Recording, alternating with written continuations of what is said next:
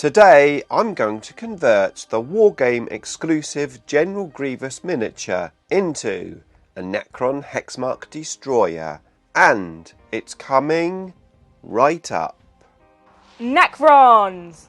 Nick speaking, and welcome to this video. Right, today I am going to attempt to convert this Necro Cyborg miniature from Wargame Exclusive. This miniature is in the Grim Skull range. It's a resin miniature and it's based on General Grievous from Star Wars. What an awesome idea. I already own quite a few Wargame exclusive miniatures from the Necron Cyborg range, and all of them have been fantastic. So I was really looking forward to working on this miniature. Now, of course, General Grievous has lightsabers. This guy doesn't have lightsabers because, of course, Necrons don't have lightsabers. But what they do have is really cool blades. These are like Scorpec Destroyer blades. It also comes with a really nice scenic base, which, to be fair, most of the Wargame exclusive miniatures do have. This one has a commissar on the floor. His body is rather damaged, he's got no legs, and his face is badly wounded on one side. It looks pretty cool. Okay, so the first thing to do, of course, as always, is to clean the mould lines off. So I use my knife and a little file and I remove all of the mould lines. Make sure you do this because when you paint the miniature you can see those mould lines really easily and it just spoils the miniature. It's worth the effort. Now, as I cleaned the miniature up, I had a few thoughts in my mind, and that was, what am I going to do with this miniature? Because I could of course use him as an overlord or something, but I'd recently played in my Dominion War tournament where I had 2 Hexmark Destroyers. I've got 2 already, and I was thinking to myself it would be pretty cool to have a 3rd Hexmark Destroyer. And as I cleaned this miniature, I thought this miniature actually could work as a Hexmark Destroyer proxy, or maybe as a conversion, because obviously the Hexmark Destroyer has 6 guns, this guy has 4 swords.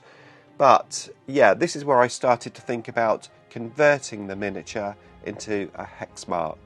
Now, as a resin miniature, you do need to wash the miniature before you work on it. The glue will stick a lot easier when it's been washed, and also it will paint a lot easier. Resin miniatures have this residue where they go into the moulds, so you need to wash that off. So I soaked it in some warm soapy water, and then I got a toothbrush and I gently scrubbed the miniatures and rinsed them off. I gave them another soak in clean water and then I thoroughly dried them. Okay, so there are all the pieces dry, and I did accidentally break the sword handle on one of the swords, but that's okay because I'm just going to be able to super glue that back together, so I wasn't too worried there. I got my 2 Hexmark Destroyers out. I've got one as the original pose, and then the second one I converted with a Wraith body. The first thing to note is the base is much smaller than the Hexmark Destroyer base, so I found a bigger base in my bits box. Perfect. And then I had a look at some of these pieces, starting of course with the base. I had a closer look at all of the pieces that I had. Can I use the original arms? They look quite thick, especially as there's only 4 arms and I actually need 6 arms, so I need all my arms to be the same thickness. I got all my spare arms from my bits box, including some guns as well, because of course I'm not going to be using swords, I'm going to be using guns for the Hexmark Destroyer conversion. And I found some particle casters from the Praetorian kits. I thought they would A, work well, and B, I didn't really have any other gun options. So yeah, particle casters were going to be the guns that I used. And I just had a good play with all of the arms and the pieces that I found. Now, I did consider not using the scenic base for this miniature because, well, a dead commissar doesn't really match my sort of army. I mean, most of the dead things on my armies are orcs or blood angels, so the commissar didn't really match.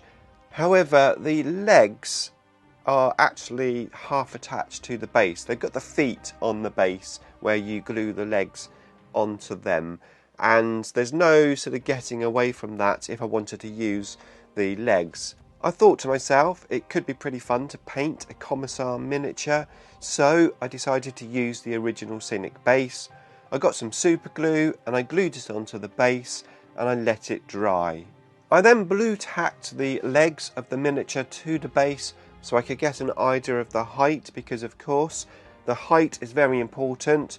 I'll need it to be the same as a Hexmark Destroyer, and well, it is. And I was really happy to see that. So I think this model is really going to stand in well for a Hexmark Destroyer.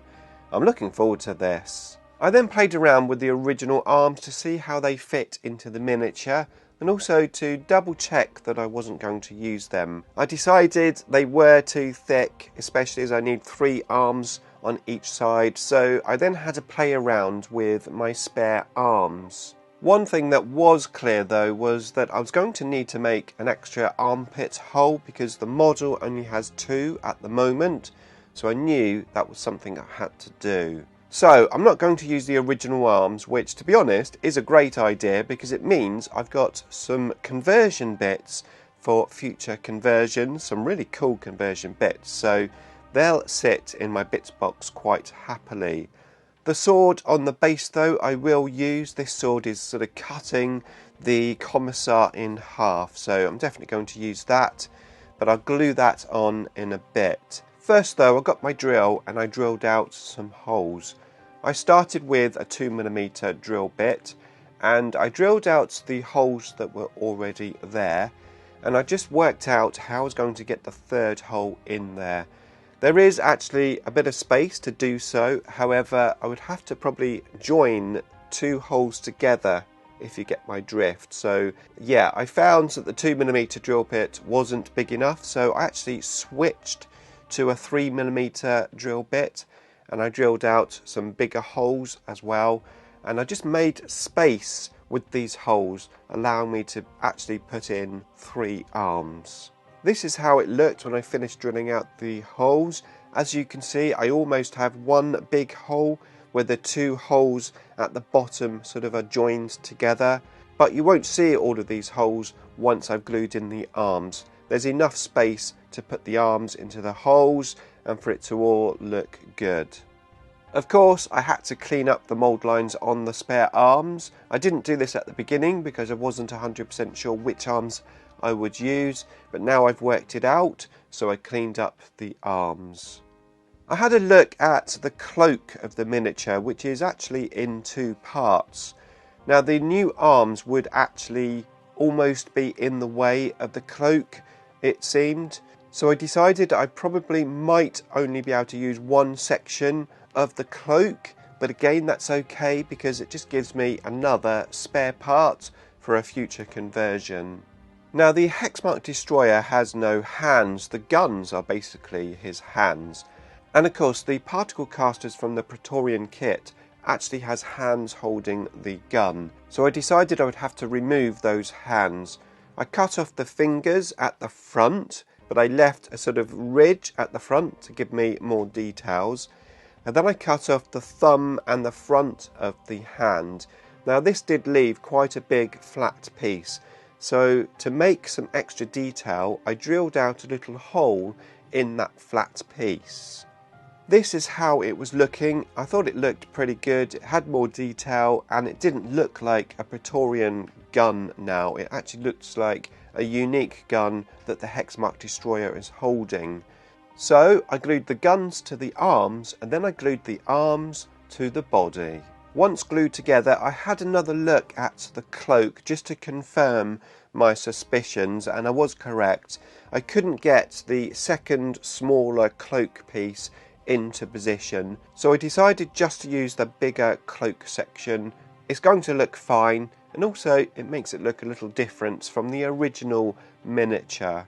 I then decided I wanted a bit more detail on the gun arms where I drilled out the hole. It just didn't look quite right. So I rolled up a little piece of green stuff into a ball and I glued that into the hole. I then used a silicone colour shaper to gently reshape the ball, make it a little flatter, and also to take my fingerprints out where I'd pushed in the ball. Once that was done, I used a little tool with a ball on the end of it, and I made a little hole in the middle of the green stuff, again just to give it a little extra detail. This is how it's looking, much better I think. I then glued it all together and added some sand to the base, and he was done. I'm very happy with this conversion. I mean, the General Grievous miniature just looks awesome anyway, and it is a slight shame that I couldn't build it with his really cool scythes, but like I said, I've got those for future conversions, which I'm looking forward to doing. However, I'm really happy with him looking like a Hexmark Destroyer with all of those guns. I think I've done a fantastic job, if I say so myself. I'd love to know what you think, of course. I can't wait to paint it. Well, to be honest with you, I have painted it already, and of course I'm going to have a tutorial on how I did it coming right up. So make sure you subscribe, make sure you like the video, check out the Wargame Exclusive range. Not only do they do Necron equivalent miniatures, they do lots of miniatures for all of the other 40k factions as well. So yeah, check them out.